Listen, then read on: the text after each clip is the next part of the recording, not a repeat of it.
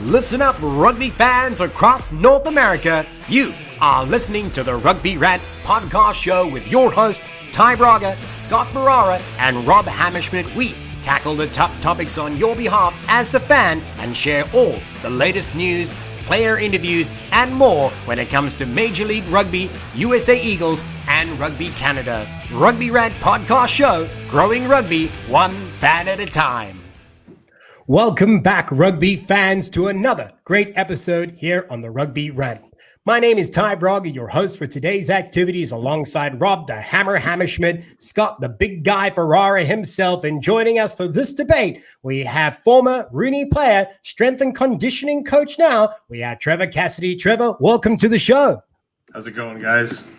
All Great good, to be all here. good, all good. Thanks for joining us, Trevor.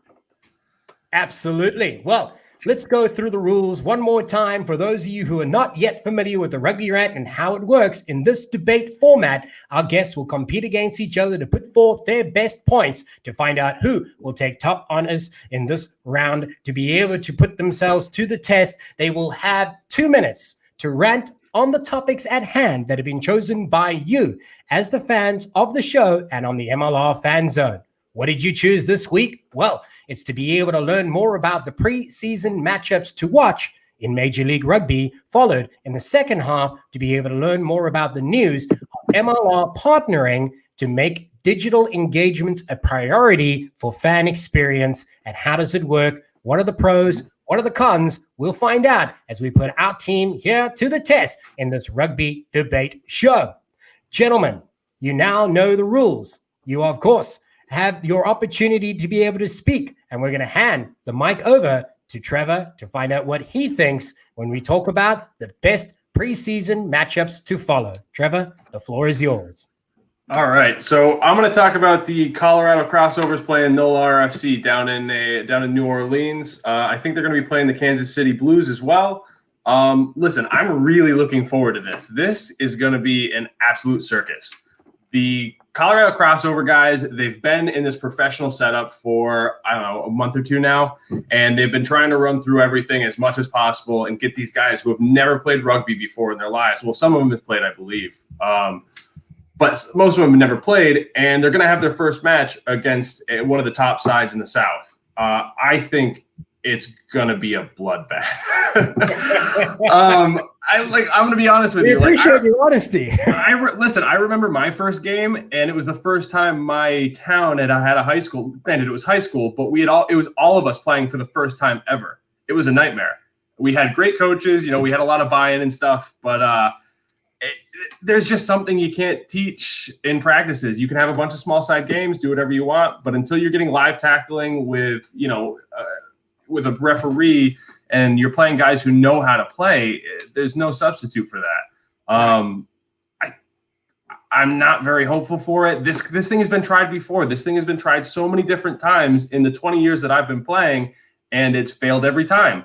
I think, I've played with one football player who came from the Detroit Lions. He was part of the Jets practice squad. We'll call him the Velvet Sledgehammer. He was one of the best converts I've ever played with. His handling skills weren't great, but the guy was an absolute animal. He was a long snapper, tight end, and he did really, really, really well, but he came in a lot at the same age as a lot of these guys are coming in their late 20s. There's so much you can't learn in that amount of time. I'm just not very hopeful for this to be anything other than a spectacle. Right. So on that note, it's a spectacle in the same way that watching the early auditions of Idols is that there's really bad people. Yes, and exactly. some really good ones sprinkled in between, right? So, exactly. Look, we've spoken about this at length, so I won't go too deep into the discussion there. But I will say that it is an experiment, and this will be the first time to be able to test its first experiment, right? So, yeah, are we expecting them to be able to walk onto the field as heroes of the game? No. But are we expecting them to be able to learn the hard way, as you so rightly pointed out? Most likely. And their first two challenges are with pretty credible sides. Wouldn't you agree? Yeah, the Kansas City Blues have a few former MLR guys. I know my former teammate, Matt Workin. I don't know if he's still playing with him right now, but he's captained the side before. I've played with and against a few guys from there for a while. They're really strong sides. I think it would be better to have them go up against maybe a D2 side, D3 side, or even a college side before they start playing men's club. Well, I mean, to that point, though, you really don't know what you're made of until you put yourself to the test. So it might be humbling. Yeah. It might be, look, if there's any time for you to be able to show its glaringly obvious flaws, it would be in the beginning, and right? Well, this is going to give them a lot to work on, that's for sure. Yeah, right, because you can easily identify, look, it can go upward from here at least. Yeah, I mean, I suppose you're right. It is one to watch, but for a different sense of curiosity behind it. Yeah. So it's funny. Trevor mentioned it like his first game he played in high school. I remember the first game I walked out on the pitch. It was up in Wisconsin against Wisconsin RFC, and it's a second side match, and so the ball is kicked up. I take off down the pitch. I lay into somebody. I'm like, yeah, I get my first hit in, and I get a penalty. And I'm going, hey, why did I get penalized? I laid the guy out perfectly legally, and they're like, you were offsides. I'm like, I'm what? What does that mean? Yeah. Right. And it's those little things that you come second nature when you put in a lot of time and when you've played a lot that, they just have to develop over time. Right. So I totally understand what Trevor's saying. After that, didn't you understand the rule? And how much practice? Here's the difference. How much practice did you really have versus these guys who are doing a 5-6 day a week training program? Right. And were you trained by a director of rugby but that's why international status? I gotcha. But I'm with Trevor to some degree in that it's game flow. That isn't necessarily something that you teach in skills and drills and things like that just take a little time to make some adjustments. I'm not saying it's not. I think it depends on nice opportunity, but. Yeah, I think it depends on your expectation. So Trevor pointed out this is a game to watch, but it's not a game to win, right? Yeah. Listen, everybody knows the big guy's first match ended in disaster. I mean, 106-0 loss. You can't get any worse than that. And to that point, Ty, and maybe the point isn't to necessarily win the match, right? The point is to get these boys stuck in and to give them some live game experience so that they understand some of those nuances and begin to adjust and learn and adapt to the game. Right. Everybody does traditionally measure success in sport by winning. Obviously, everybody loves a winning side. But there are some vital steps and lessons you learn along the way before you get there. And I think this will be the first opportunity to learn some of those lessons, which again, why Trevor pointed out, it's interesting to be able to watch this matchup, even though it be outside of the MLR, it's still within the same realm. It's a great experiment that will may very well overlap with MLR in the future. So great pick. Great opening. Thank you very much, Trevor. Let's hand it over to Rob, the Hammerschmidt, to find out what you think. Okay, so anybody that's watched the show for a while and is a fan knows that I am a big NOLA fan, right? And so when this topic came up, I made some phone calls and we talked a little bit about it. And from a couple different sources, I've discovered this is on Wednesday. What is it today? The 16th, 17th, something like 17th. That. 17th. That NOLA, Austin, and Houston will be playing a round robin on March 6th in NOLA. I'm looking forward to that, and for a couple different reasons. Number one, and I've talked about this many different episodes. I'm really interested to see how some of the young guys play. Though obviously, in a system such as this, where you have 3 teams, a round robin, there's going to be opportunities for young guys to get their chances to show their mettle and play. And I'm talking about, Kean Barry, Andrew Garr, Brian Nault, my guy, Stephen McLeish. And there's a couple other guys that I'm really looking forward to see play and against the big boys, right? So that should be pretty good. I'm also I want to pay attention if there's a chance for me to watch this. I'm really interested to see how Damian Stevens plays. I mean, here's a Namibian international, played in the World Cup in 2019. I'm interested to see how he compares as a scrum half to Holden Youngert, because they're a little bit different styles, and I want to see how his style mix in with the boys, especially Robbie Coleman, who will probably play fly half, at least to start off. I'm also interested in what Austin and Houston have to produce. I think Austin's going to be a much improved side. They, I'm told, have 3 guys who can really play fly. Obviously, McGee, but Mac Mason and Kurt Morath, excuse me. It'll be interesting to see which one of those three really shows their value and kind of puts themselves ahead of the other two in this matchup. So that'll be pretty good. It'll be good to see Jeff Hassler get in the mix too, newly added to their Austin mix. And then in Houston, I'm looking forward to watching Bronson Tellis. I love this kid. I've communicated him quite frequently. Great attitude. I want to see him play. I want to see him get stuck in, and I want to see our guy Cody O'Neill play. He'll have both those guys will have their chances because Breitenbach and Leinertz dropped out due to COVID. So that's what I'm looking forward to. You know what I'm looking forward to? Giving me the cheese. You know what? I don't care because I got it. Suck it, Rob. Rob came prepared with his own yellow, but you know what 2 yellows do? That's right. Oh, it's gone.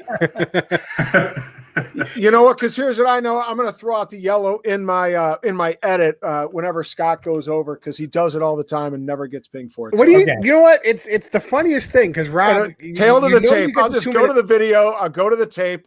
I'll get the ticker out. And I'll be vindicated, man. Vindication. Listen, it's funny. It's funny because Rob always complains that I never get the yellow, but you know what? When I get the 2-minute warning, I end it. I don't continue talking like other people on this. No, podcast. You don't. You ask and say, "Hey, I'm going to take 2 more minutes, Ty, just so you know." So go ahead and don't flag me for it. I didn't even think that's. It's not knows how to work the ref. You've done that before, exactly, and you know it. You just can't massage the referee because you're a butt sniffer in the second row there, like our boy Trevor. But you know what? It's time for the big guy. So let's get hot. Well, so hold on. I haven't dissected his thoughts there. Hey, that I wanted to what do you have to dissect? He went over his time. He's done. These. Okay, let's go. Give him one of these. Dissect. Give him one of these. But no, there's a couple of things that he bypassed you altogether. Okay, let's return to NOLA for a moment. So one of the good things that NOLA does have is the ability to be able to accept fans in their stadium, right? So we spoke about this in an episode or two ago. Because they are a 10,000-seater stadium and because they can more easily spread people across that stadium, they are likely to be able to host a similar number of people in theory to what they have in past seasons, which is give or take 2,000 to 3,000 people, right? Now, will all of them have great viewing opportunity? Maybe, maybe not. I don't know. I haven't been to that field, but it's still a positive. So they're going to play rugby and they're going to play as much rugby as possible. So it seems like they're becoming a bit of a hub in the preseason. Wouldn't you agree with that, Rob? Oh, absolutely. And I've been saying this for a long time that you're going to see, ATL, you're going to see NOLA and probably Houston, Austin really see a lot of action. It wouldn't have surprised me at all if teams start to flock down there in order to be able to return to play. And another thing you had hit upon is the Gilgronis. They are vastly a different setup compared to what they were last season. I love their marketing. I keep bringing the spell, but more importantly, I think it's going to translate to an on-field success this year that they didn't see last season because it was so truncated. But, obviously a lot of challenges there. So I think Austin is one of those teams to watch. I'll be looking forward to that matchup myself. Scott Ferrara, finally, let's hear what you have to say. Let's get hot, baby. So I'm talking about the Utah Warriors versus Rugby ATL. That's live March 6th at Zion Bank Stadium in Utah. Tickets are on sale now. Check out the website. I believe in doing what they're doing, actually, this is one of the things that it's kind of a nerdy thing to see, but I wonder what their protocols are going to be. So I know they're doing limited attendance to 20% of the stadium, and they're doing it in a socially distanced manner. I don't know if they're doing what now is trending in the sports world as seat pods where you can have 10 people together, or you're just going to just say, okay, just your group of tickets and your group of tickets and be 6 feet apart. So that's actually, I feel, the most interesting thing, because what it's going to do, and they already kind of said this in their announcement, is that at 3 weeks before every match, they're going to let you know how they're going to work it out. So that way you have time to figure out, the attendance, if you're allowed to go, season ticket holders, this and the other thing. And this is going to set them up for that. So I wonder how that's going to go. Two, you're going to have two teams who might not have as much of a chance to play other teams. Utah being where it's located and knowing that the West Coast states are having trouble playing in their own states, I don't think can go west. So that'll be tough for them. But ATL does have the chance to play, I mean, I would call it maybe a quote unquote inter squad game between Toronto Arrows as much as they want. So I think Rugby ATL will probably put, in speculation, will put Toronto Arrows on a preseason match there. And to talk a little bit about what's happening in New York, March 1st, we're opening up to sports, and we have a chance for the rugby clubs to play. So maybe RUNY plays those New York Bobbers teams that they were playing preseason of 2020. Because the ref always needs to be consistent. Whoa, what are you talking about? There you go. There's a card. All right, hold on. It was the technicality. No. Correct me if I'm wrong. When we talked about the rules to Trevor, let's ask our guest. Let's ask our guest, because now I'm fucking pissed. Let's ask our guest. When he said he throws up the 2-minute sign, Trevor, did he say I give you 10 or 20 seconds? Yeah, you get a 20-second buffer. Exactly. I counted for maybe 8 of those seconds. Those are the laws of the game. Does he get a red card for yelling at the ref and arguing too? Because he's just going to be consistent. Call me Faz and put a rose on my chest, and we're good to go. All right. So let's rewind a little bit. Listen, well, you know what? Actually, what we need to do is we need to talk about how Rob and Ty are twinning, and that's why I think this whole mind melt thing is going on. And they're twinning in some rugby shop merch. Yeah. So I think we should talk. I think we should talk about our friends at the rugby shop from the last episode, whose butt we kicked. Also, we did. We kicked the Canadians' butt. Yeah, that's right. Yeah, we should be getting our twigs anytime soon, right? Right. Exactly. Right. So last week was a pretty fun episode. That it was kind of an unofficial America versus Canada battle. But yeah, with the guys from the rugby shop. But more importantly, about the clothing we were wearing, and we don't actually have a wardrobe meeting beforehand. I initially actually just thought, you know what, I'm going to show some love to those Dallas fans out there. That's why I put this one on. And in anticipation of a great season ahead for 2022, because whether you land wherever you may land on that conversation, on that debate, it's still great to know if another team if they will come and join us is a good thing. But more to the point is, you can go ahead and you can get these shirts at therugbyshop.com is what I'm trying to say. Yeah, and you know what? Like I was talking about, New York rugby is the clubs are gonna open up. So put your orders in now for your club teams, because they do custom everything. Yeah. And you've seen the type of gear that they have, and you've seen how well it's made. So if you have a team club and you're looking to redo jerseys, your entire kit, socks, the whole 9 yards, go to therugbyshop.com and have one of their experts help you out with custom gear. Absolutely. Thank you very much for that. Scott Ferrari gets an extra point. A bonus point there, right? Yeah. You know it. So let's rewind back to Utah, because something I wanted to be able to talk about, and you had spoken about, under COVID conditions, what's the ticketing, what's the seating going to look like? They are a smaller stadium than NOLA at 5,000 seater, I think it is, at Zion Bank, right? Or at least they're about.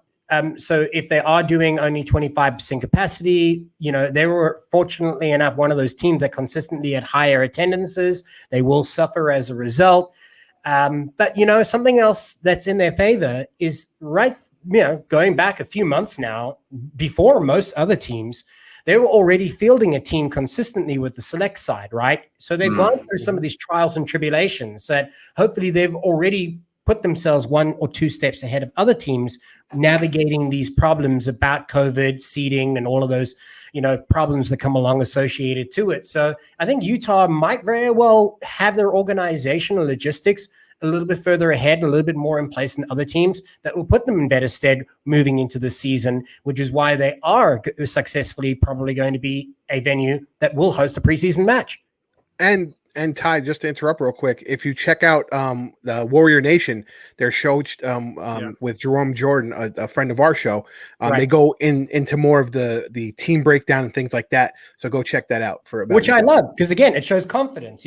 They're transparent with their fans. Mm-hmm. Hey, look, you're going to be able to watch rugby under these conditions. Here's what we have. Here's what you need to get excited about. So it's kind of business as per usual, but under the umbrella of COVID now, and they're navigating that pretty well, in my opinion.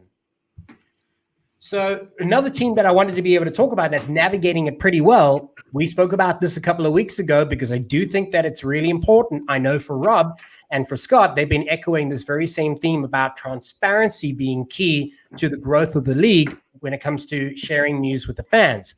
One team that has come out on top in this regard is Old Glory DC.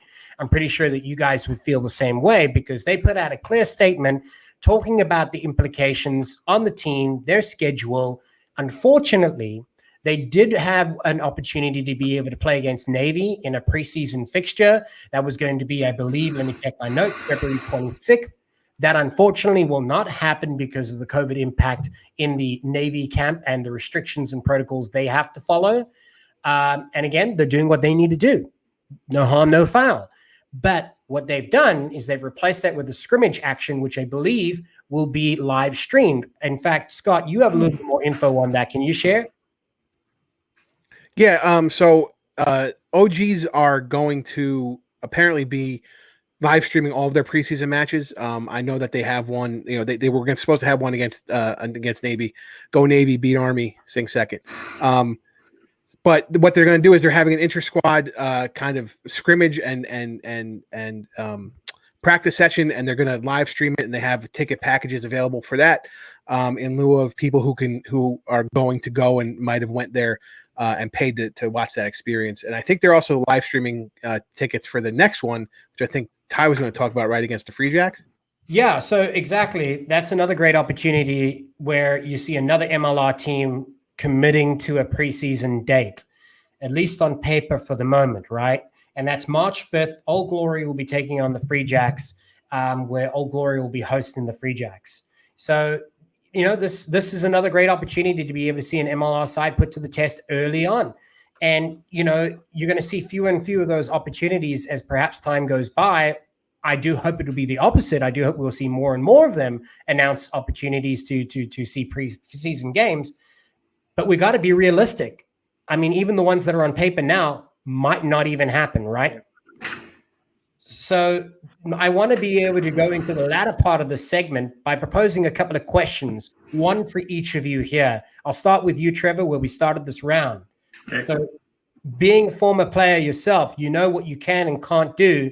You also have observed some of the restrictions and how they've impacted communities around you with COVID. Here lies the question. What can teams do to prepare under these COVID restraints and restrictions if they are not able to participate in preseason matches? Look, I think that if they're not able to participate in preseason matches, the best opportunity is just game simulation in practices. If they have the opportunity to play any kind of club teams around them, that's the best they can do. That's much better than nothing. Going into a season with no preseason matchups, even if it's like an inter squad. You know, if it was RUNY, it'd be, you know, the orange and blue. If you without going into something like that, it's, you know, you have no idea how your team's going to perform. It's frustrating. Yeah, I mean, you have to be able to try out your techniques. I mean, there's one thing being able to go through your set plays on, you know, in a practice, and then to actually see them in real time is completely different, right? So you have to be able to put these things in place, even if it is only just inter-squad matches, which one team that's successfully done that and has a great tradition of streaming it too is Rugby ATL. So, you know, I hope to be able to see that again, as Scott had pointed out. What a great opportunity to be able to have Toronto and Atlanta work on these things together, right? But more to the point, let's swing it around to the next question here for Rob Hammerschmidt to be able to tackle. Rob, what do you think when it comes to what can teams do to engage fans in the preseason? Well, that's tough because I think of it myself, you know, can you have those events at a local establishment, perhaps one of your sponsors, you know, a bar or restaurant? I don't know, you know, mitigation and the COVID restrictions are going to prevent you from doing that. I think what some teams have resorted to is doing Zoom events. I know that in the fall, NOLA did that. They had like a Friday night trivia. Anybody was invited to join. It was free. You actually had We're taking calls. Yeah, yes, that's right. I think that's Tim Falcon now. He's looking to get advice. So at any rate, where you got on there, everybody had their beverage of choice, and they had some trivia questions. Cam Dolan joined it. It was pretty cool to talk with Cam. It actually allowed us to set up our interview with Cam that we had a couple months back. So I think those are the opportunities is just connect with fans and what way everybody's connecting, whether it be work or through school, using Zoom and the technology that's available to itself. This is technology that's become familiar to everybody. Right. I mean, there's not a person in this globe now that doesn't know about Zoom, right? You kind of think that, this is totally off on a tangent, but you kind of think that Skype missed the call on that one, right? Yeah. Remember, like a couple of years back, it was like, oh, I'll Skype you. Now everybody's like, oh, Zoom you, They lost an opportunity there. But more to the point, yes, I agree that they need to find ways to engage an audience in a way that makes it convenient and safe. And that's definitely one way of doing so. I believe Old Glory has announced that while they won't be able to have fans, or at least I think it's only restricted to 100 people inside their stadium.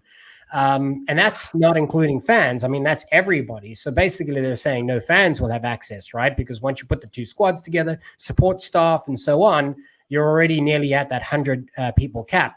So what they're doing is off-site streaming events, things like that, to be able to help engage those things. They're doing player interviews, coach interviews, that type of thing. So yes, those are all things that every team should have in place, regardless whether it's COVID or not, because you can make it accessible and convenient. That's best for engagement. So let's hand it over to Scott Ferrara. The last one is before we close this round out. Scott, I'm going to ask you, do you think that the academies will play a role in the preseason? Before I go into that, I just want to comment on Rob. There's also another thing that teams are doing, especially RUNY. It's Rooster Booster time with the big guy. Check out my show. We're currently doing an interview series in the preseason called Running a Bronco, introducing you to the new guys. Shameless plug. Back to what Ty was asking me. I think academies should play a big role in the preseason. I think they should be live streamed, because you will see these guys come up due to COVID conditions.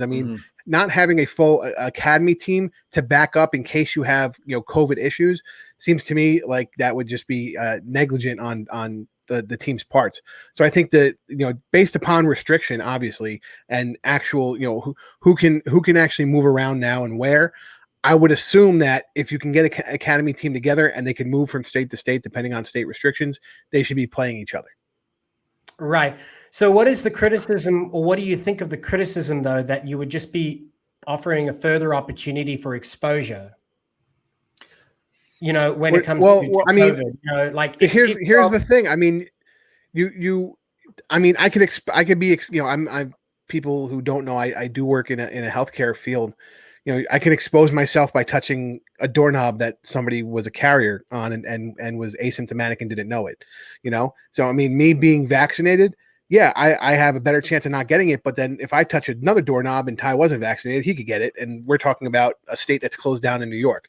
So, if you can always not do it, we had Houston back out. I know there's other players on other teams, right, who have backed out due to COVID circumstances because they had to do things with their families or, with their work. So, it's something that you have to choose personally if you can do it this season. And if you can't, well, then you can't. And to that point, don't forget that what's happening with each of the teams is the larger squads are being are isolating and are they're training within the larger squads, but they're not allowed to go train and play with like NOLA RFC. I know down there that some of the young guys are not able to play with NOLA RFC. Right, and this is furthering my point about including academies. So the point is protocols. Right. So what I'm saying is I think that those academies would follow the same protocols, or at least the best of their ability, and then it still allows them to play one another. Hopefully so, right? Obviously time will tell, but I think we can all agree that preseason matches, those that will be able to complete even just one of them, will already be one step ahead of the rest. So we hope to be able to see all of them compete at that level in some way, shape, or form. And I guess we'll just find out as time goes by. But if they find that it's too high a risk and it could jeopardize the start of the season for them, or at least be severely hampered starting the season because they've had a few people that have been exposed. Is it worth the risk? They'll decide. So, gentlemen, that was a great round. We'll be able to take a short break and jump into the next topic in just a moment as we hear from our sponsor in just a moment. Hey guys, we're in the thick of winter and the storms are brewing. It looks like 1 to 3 inches are in the forecast when you trim that hibernation butch that's taking place in your pants, man. I mean, luckily our partners at Manscaped specialize in products that make sure you're walking around town with some beautiful snowballs.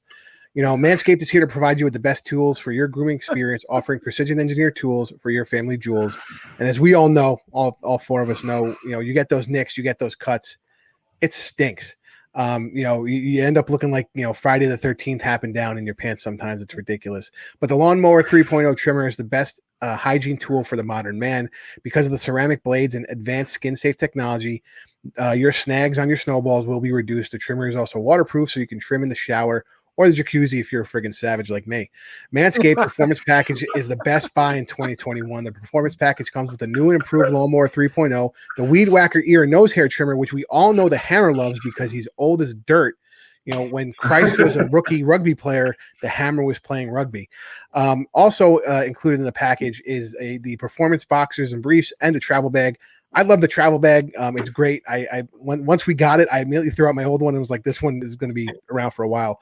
You know, the bundle also comes with the Crop Preserver Ball Deodorant and Crop Reviver Ball Toner.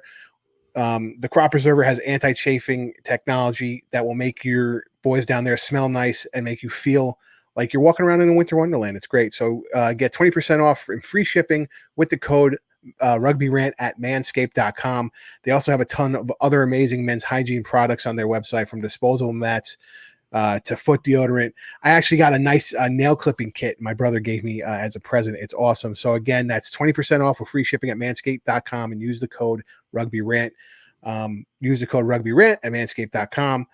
Thanks, Manscaped, for making our winter wieners look so good. Welcome back, rugby fans. Of course, you're watching the Rugby Rant podcast show. My name is Ty Braga, alongside Rob the Hammer Hammerschmidt, Scott Farrar, and Trevor Cassidy. We are in a rugby debate where we have finished the first round, and we're not quite sure who takes the cake on that one just yet, but we'll find out come the end of this episode. But more importantly, what are we going to talk about now? Well, recently, MLR announced that they have formed a partnership with the digital media giant PT Sport Suite, I think it is. But, you know, more importantly, what do they do and what's it all about, right? And that's what we're going to be here to be able to talk about.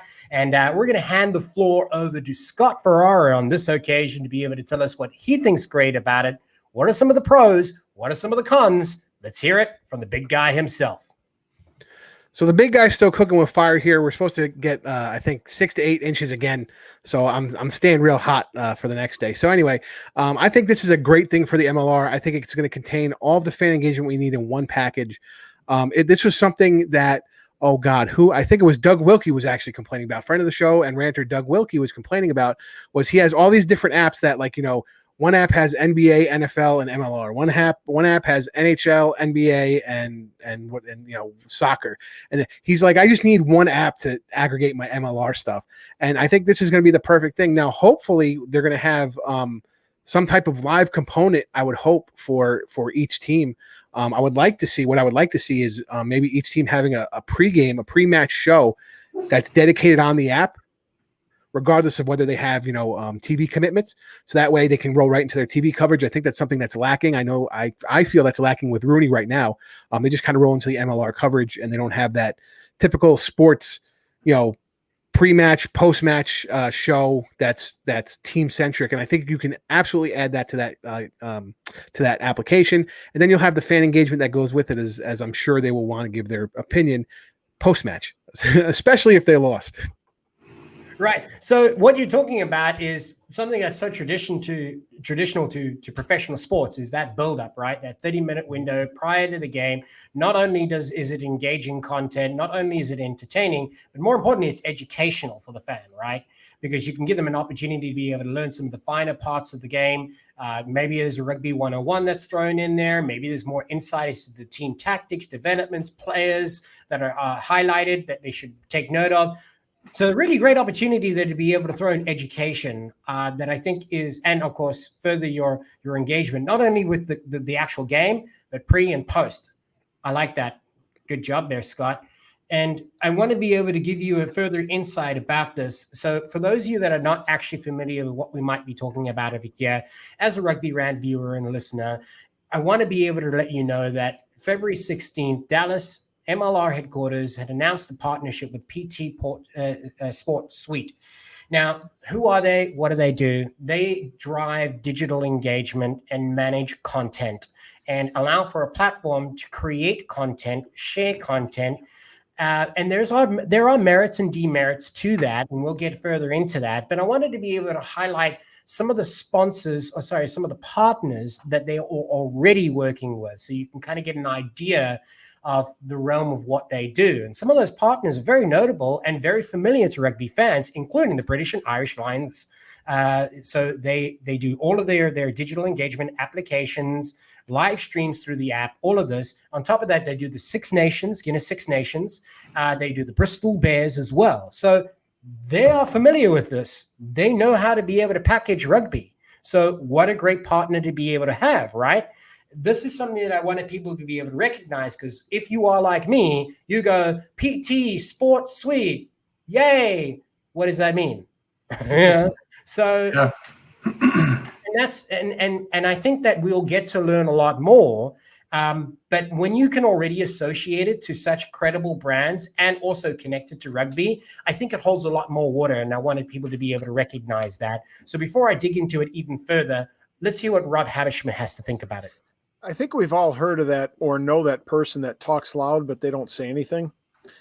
I feel like. What are you trying to say? Whoa. Whoa. Whoa. I will gator roll your ass in a ruck. I'm not trying to name I will names. gator roll you in a ruck. But so let me frame my point here. I think we all know where this is going to go, and I think it's a positive step, no doubt about it. I think what drives me crazy is that they have these press releases that have these wonderful flowery words like memorable connections, engagement, transform, fan experience, yet there's so little on actual substance of what they're going to provide, right? What is it that they're going to provide us as fans to engage us more? I want tangible things, even if it's this year in our first phase, we're going to introduce, as Scott talked about, the pregame analysis for each team. Just give me that, and I would be a happy man, because at least I know what we can expect to see. Okay. So what do I expect that we're going to see at some point? Again, depending upon the rollout and the phases, hopefully control of their broadcasting infrastructure. That's something I would love to see the league get more control of. Streaming service for matches. How great would it be to be able to stream any match you want live and then replay any match you want? And more importantly, find out when those matches are going to be played, a lot further in advance than 3 days, like ESPN Plus. More than 20 minutes notice, please.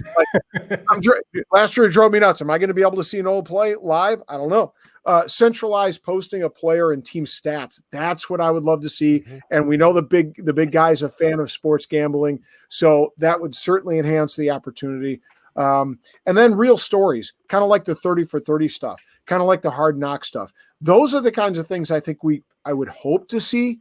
But, the proof is in the pudding. What are we going to see? We don't know yet. Give me the specifics. Right. And I do think you bring up a really great point there, is that there's a lot of hype. Like, get excited, but you don't know what to be excited for. Right. So, yeah, that's a really, really great point. And I hadn't seen it from that angle until you brought that to light. But essentially, that's what's happening, right? And it's kind of a familiar pattern. So, yeah, we're excited, but what does that mean? So I did a little bit of digging, right? Because I, like you, wanted to be able to know more, and I felt a duty to be able to share that on the show. So here are two major components that drive this platform, or how they've driven it in the past, should I say. Now, if you are a fan of Six Nations, if you are a fan of the Bristol Bears or the British and Irish Lions, I encourage you to go and download their app and try it out for yourself. maybe you can tell us and let us know by commenting on our show, on our feed, whether it's rubbish or not, or whether you think it's the best thing ever created. Let us know, right? Because that's going to be helpful. However, two big things to be able to take into consideration. One is the video OTT, right? Video component. The second part of that is what they call sport mojos. And dig into it a little bit further. I looked at a pro and a con for the video content. The pro is that it is an Amazon service. It's reliable, right? This is a key point about apps that have been launched and have failed, that they are not reliable. We can talk about a whole host of rugby-styled channels, platforms, and apps that have failed because they have not been reliable sources, right? So they're using a reliable source. They're using reliable technology. The broadcast media and content is live and directly to the fans is what they quote. So live and directly to the fans, 2 points were hit there. One for Scott and one for Rob, where you both said that it's important not only to be able to share it, but also have the control over it. That will be in their hands. This is one thing that they have done for the British Irish Lions, Six Nations, and the Bristol Bears already. The con is that it's all been put behind a money wall, right? So is this really that different to any rugby that you'll experience as a fan in America and Canada? Probably not, because you're already paying for a streaming service for your Six Nations, for your MLR, right?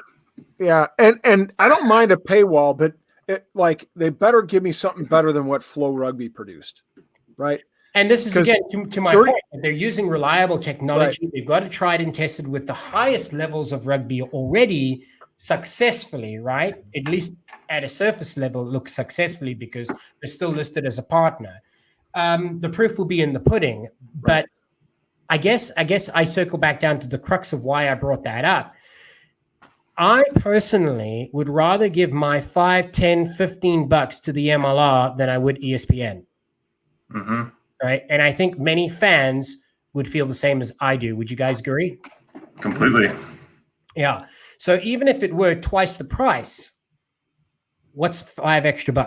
If I have a dedicated platform that puts my game first, right? That provides, the up-to-date schedules, provides stats, provides a more in-depth look. At the moment, I love the fact that I can watch it on ESPN, but do I have to really search for it? Yes. Is it ever going to, pop up and being one of the priority feeds? Probably not. Is it going to get the attention that it deserves? Probably not. Because it's scattered amongst a lot of competition. And speaking, more competition is coming because the World 10 Series is doing their own host of apps and websites. And to be, there were so many MLR players that flowed into World 10s, and we know MLR players had the great experience there. I mean, I find that's going to be direct competition to the MLR app. Well, I guess time will tell, but they have different calendars for. No, they don't really, do they?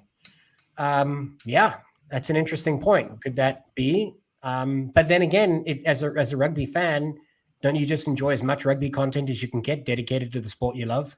But some people do, and some people don't, and some people don't have enough money lying around to do all of the things. I mean, I've heard a lot of people complain about the Six Nations behind a paywall, and I said, but you're not just getting Six Nations for $4.99 with Peacock. You're getting the whole Premiership. You're getting European Cup. You're getting the Six Nations. So I mean, you're getting a lot of rugby. I felt for $4.99, but some people didn't agree with that. So I'm saying there might be more competition than you think. Right. At least the upside is, if I was giving my $5 to the MLR, that's $5 in their pocket minus whatever their expenses are. If I'm giving $5 to ESPN, I totally agree. I totally agree with you on that part. But I think there's more direct competition in what like World 10s is doing, compared to what MLR is doing versus the Six Nations. You know what I mean? Yeah, I get you. So let's swing it around to Trevor to be able to hear your thoughts before we jump on that topic a little even further. Listen, any kind of fan engagement in the age of COVID is great. Doesn't matter what it is.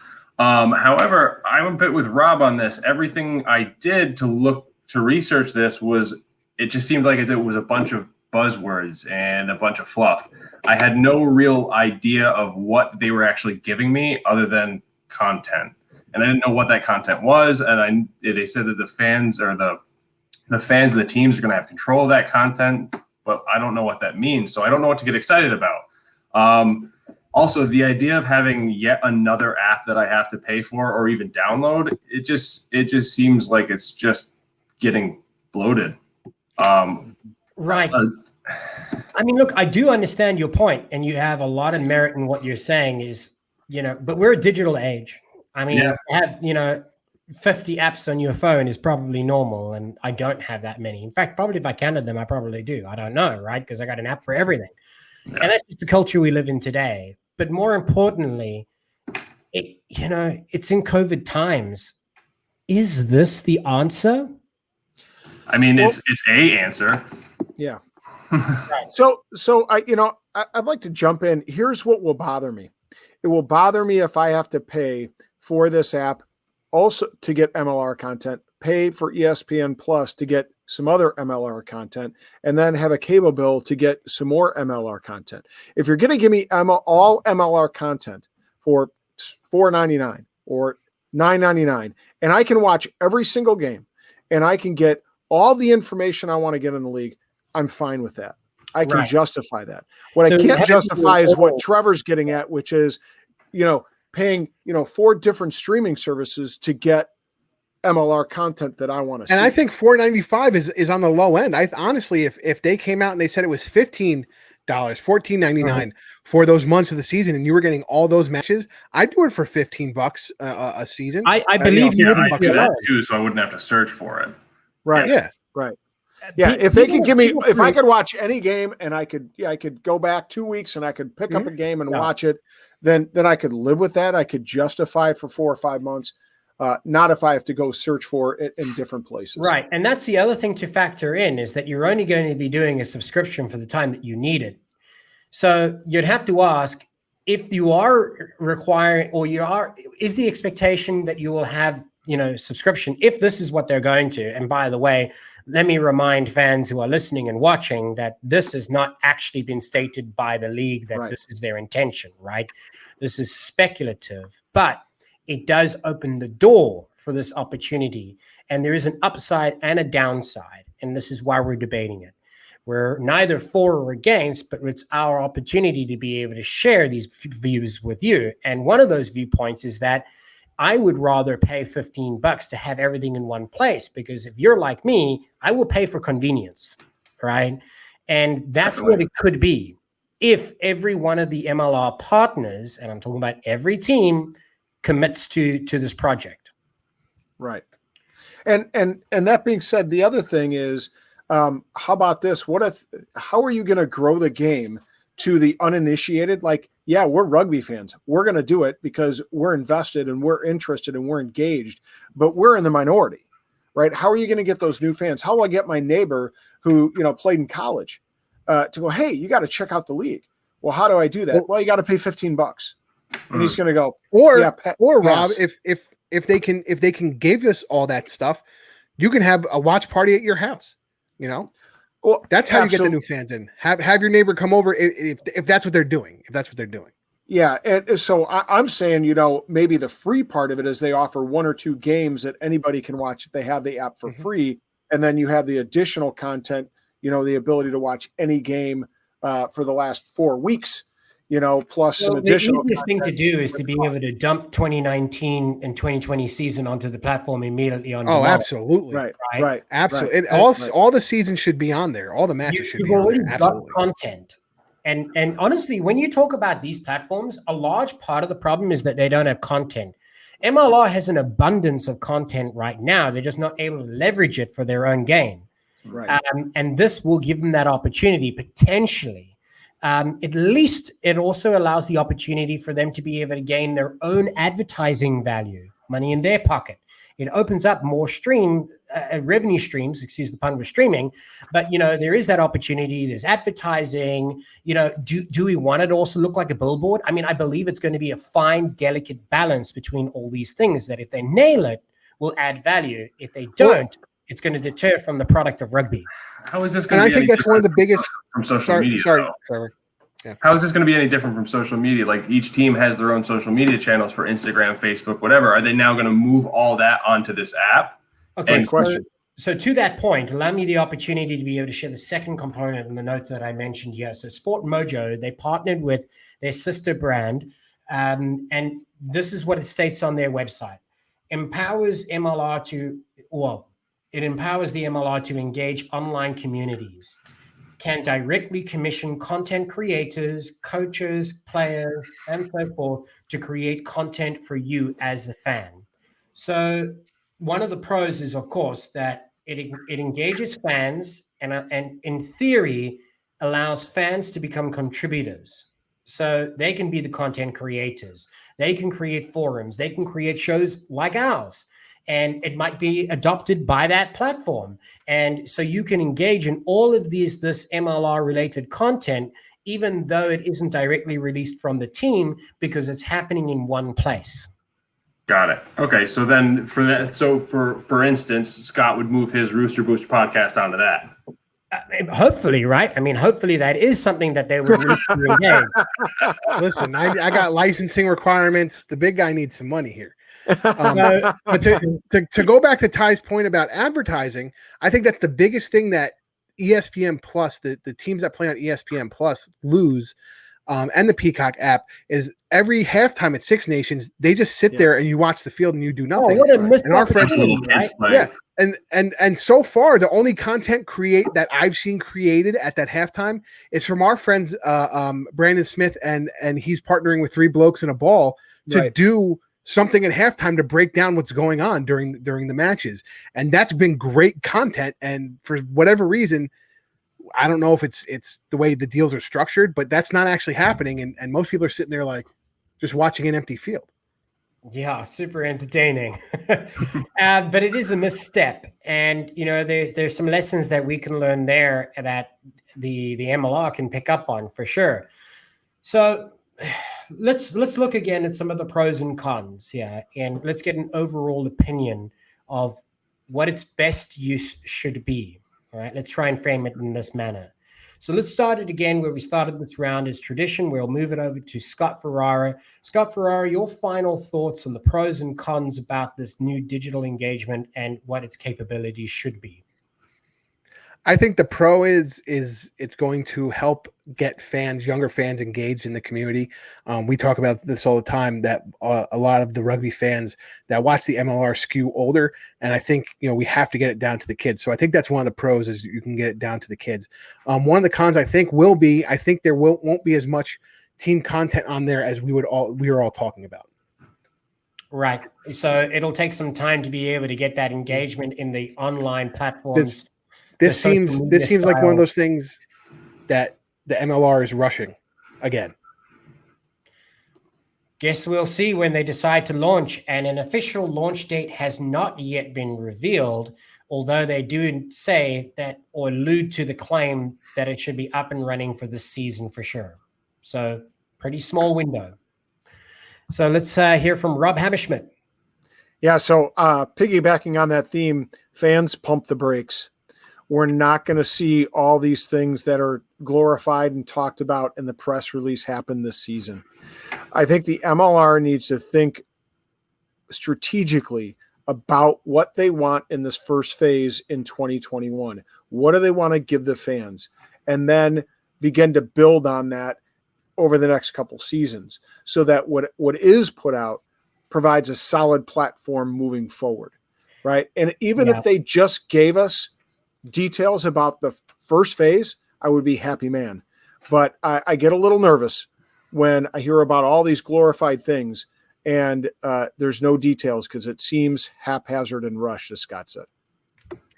Right. I understand your point there. And I guess I'm thinking if there is an upside that you would, I mean, not that it's ideal, but let's imagine you got it off the ground, you got it launched, you built up a lot of great content, you built some momentum through the season, and then in the off season, if you actually have figured it out, that's going to be one of your best tools to keep fans engaged. So let's hope it plays out that way. And let's say that Rob is cautiously optimistic. Absolutely. It's a All good way right. to put it. Very diplomatic. I think one of the biggest pros for this is the fan engagement, where it allows fans to create content themselves. That's something that I don't think any other professional sports franchise has available to them, really, as far as I know. You're right. That's one of the claims to fame in their brief. Yeah, and the con is, again, we don't really know anything. We have it's a lot of ideas, but it's nothing concrete of like, this is what it's going to be, this is what it's going to look like, and this is what you're going to get. I agree with you there. But what do you think when you hear Six Nations, Bristol Bears, British and Irish Lions already partnering with this development company? So how much success have they seen? Are they getting a lot of fan engagement, or are they just broadcasting with that? Right. That's my question. We don't know how many people are actually downloading and using this app right now, and the difference in market is huge. Like, the English Isles are already an established rugby community. They don't really need to worry about taking in fans that don't watch rugby already, whereas we aren't as established, and we need to have the ability to get eyes on the sport that have never seen it. I think that's a really, really great point, because the difference that lies between, if you look at the British Isles, right? You've got an engaged rugby audience that's large, shows support, that's loyal. What they are doing is they're finding a way to further deepen their engagement, right? We're trying to catch new fans, right? We're like, our mission is different.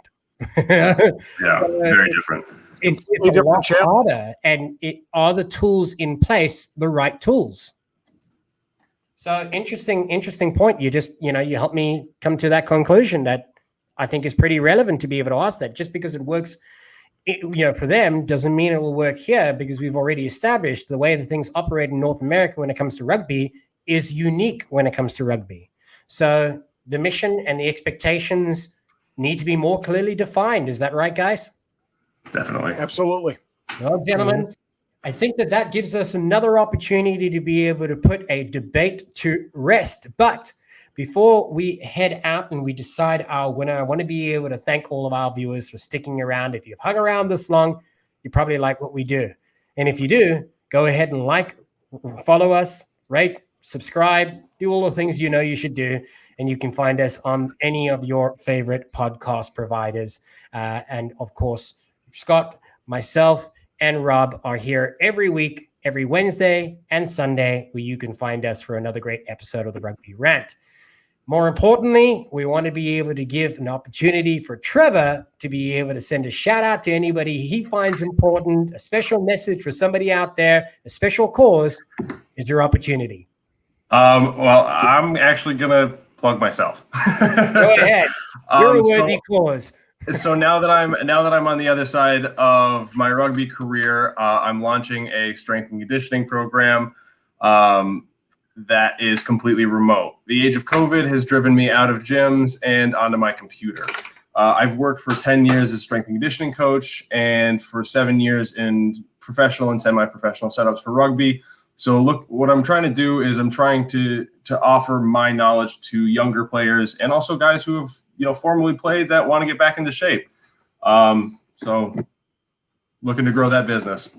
I just want your professional opinion. Round is a shape, right? Round is definitely a shape. So, and, I want to point out, I follow Trevor and his company online, and they use the Whoop strap, and that's how he keeps his people accountable, because the Whoop strap is going into little groups. So like, they make sure that you hit your met. There you go. They make sure that you're hitting your metrics, and you're during the workout, during the recovery, during your sleep. So you can actually do this remotely, and he will be watching you, and he will send you text messages if you ain't doing it. So it's legit. I mean, it's kind of like Santa. I can see how well you sleep. I can see what you do when you're awake. So I was going to ask, where can people find you? And it's right behind you. It's everywhere. All jokes aside, remind everybody, where can they learn more about what you do? So you guys can find me on Instagram at Cassidy SXC. It's CASSIDYS the letter X, and then C. Perfect. All right, gentlemen, it's time to be able to crown a winner. Last week, I think it was Scott Ferrara. Is that right? Yes, sir. Yes, sir. Well, technically, it was both of you because you beat our Canadian counterparts That's true. at rugbyshop.com. More importantly, who takes this win? It's a tough one. Honestly, it's a tough one because everybody had really good points. So when I find it so tough, I'm going to give it to the guest. Congratulations, Trevor. Yeah. All right. Boo. Thank you very much. I appreciate that. The win means absolutely nothing except the bragging rights, and perhaps that's even more glorious. It's a Pyork victory for me. I mean, at least the big guy didn't win. It went to a RUNY guy, but at least it wasn't the big guy. Yeah. You're just mad I got bonus point. You're just mad I got a bonus point. Don't lie. Right, but you both also received the yellow. That's but then I got the bonus point. I dug myself out of the hole. So you're just equal. You're like at 0 then. That's not even a point. Better than Rob at -1. That's my point. Come on. Okay, so technically he beat you, Rob.